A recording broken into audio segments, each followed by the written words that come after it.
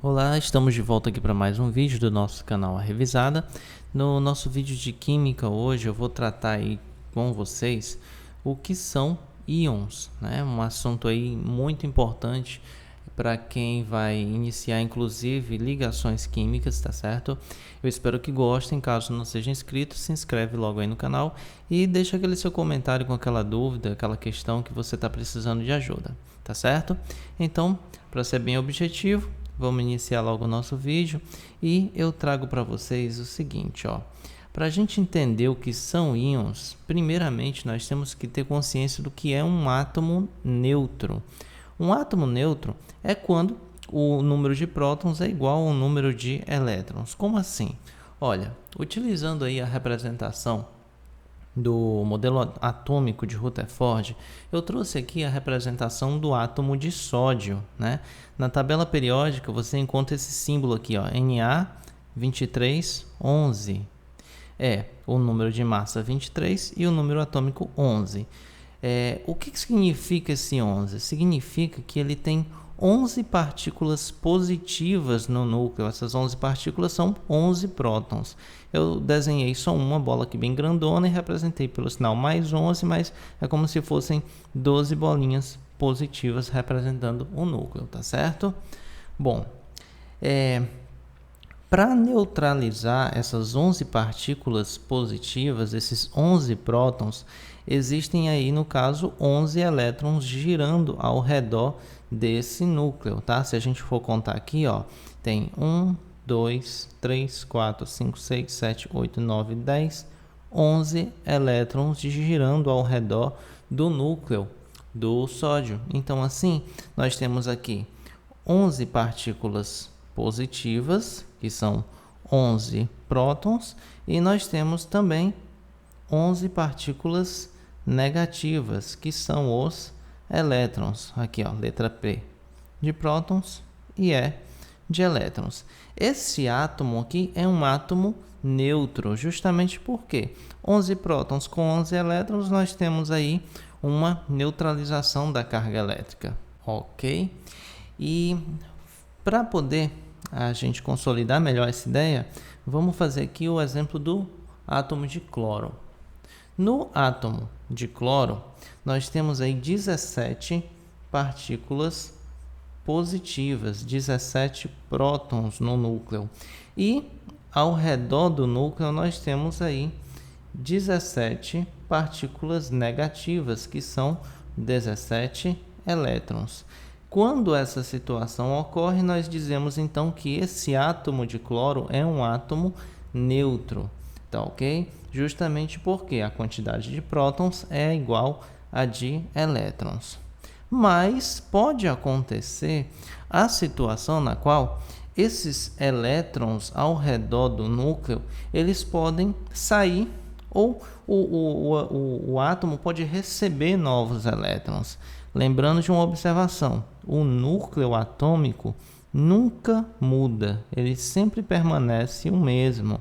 Os elétrons é que têm essa mobilidade, capazes de sair ou entrar em um outro átomo, tá certo? Então, o que acontece quando um elétron sai ou entra em um átomo? Acontece isso aqui, ó, ele se torna um íon.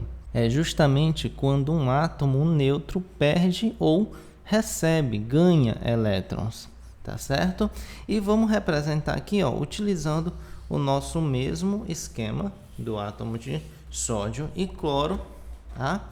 E considera o seguinte, que esse átomo de sódio perdeu esse elétron aqui, ó.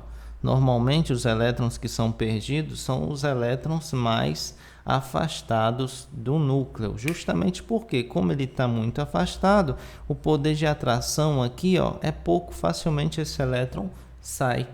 Sendo assim, quantos prótons nós temos? Quantas cargas positivas nós temos aqui, ó? Continua tendo 11 cargas positivas referente a 11 prótons. E agora, qual é a quantidade de elétrons? Considerando que saiu 1, se tinha 11, agora nós temos um total de 10 cargas negativas, 10 elétrons. Se a gente fizer o somatório disso daqui, a gente vai ver que esse átomo ele vai estar com um excesso de uma carga positiva. E é por esse motivo que quando a gente vai representar o íon aqui do sódio, ele vai ser representado por Na, repete aqui o número de massa e o número atômico, só que aqui em cima a gente vai representar com um sinalzinho de mais, justamente por quê? Porque a gente está dizendo que esse átomo de sódio, ele perdeu um elétron, por isso ficou com um excesso de carga positiva. O contrário acontece aqui, ó, no caso do cloro.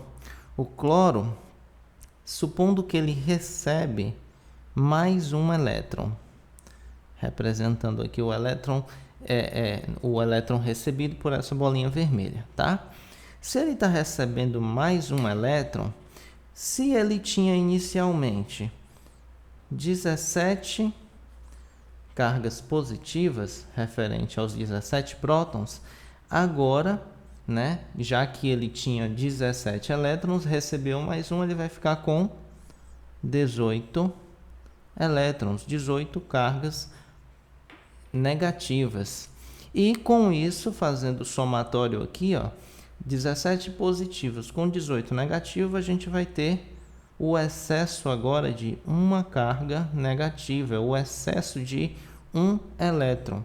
E aí, na representação final aqui do íon de cloro, né? No íon cloreto, no caso, mais à frente a gente faz uma aula nova aí para ensinar como nomear os íons, tá?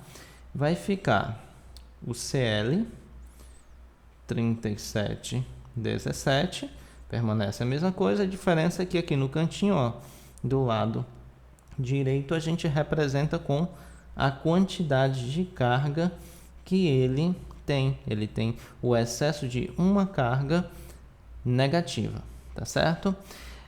E se por algum acaso ele ganhar 2 elétrons, 2 cargas negativas, aí você vai botar menos 2. Se ele recebeu 3 elétrons, menos 3. E o mesmo acontece aqui, tá bom? Tem uma observação que é importante, que eu não posso deixar de falar, é que quando o átomo neutro ele vira um íon, ele pode tanto perder elétrons como ganhar elétrons. Quando ele perde elétrons, esse íon passa a se chamar de cátion. Ou seja, é um íon positivo, um íon com excesso de carga positiva. Se esse íon está aí com excesso de carga negativa, né? Se ele recebeu elétrons, então nós chamamos ele de ânion. Ok? Legal? Bom, para recapitular, fazer uma síntese bem rapidinho aqui, ó, nós temos então que um átomo neutro, ele sempre tem um número de prótons igual ao número de elétrons. Todo átomo neutro sempre vai ter um número de prótons igual ao do elétron. Pode acontecer eventualmente de esse átomo neutro perder um elétron ou ganhar elétrons. Se ele perder elétrons, ele vai se tornar um íon positivo. Se ele ganhar elétrons, ele vai virar um íon negativo, tá? E esse íon positivo ou negativo tem nomes especiais, tá? O íon positivo se chama cátion e o íon negativo se chama ânion. Ok? Legal? É isso. Nossa revisão de hoje se resume a isso, tá bom? Espero que vocês tenham gostado. Qualquer dúvida, posta aí nos comentários e não esquece de acessar nossas redes sociais, tá? Nosso Facebook, nosso Instagram, e ficou aquela dúvida, manda aí para revisada@gmail.com, que a gente está à disposição para tentar aí ajudá-los nos seus estudos. Então, é isso. Um grande abraço aí para todo mundo e até o próximo vídeo.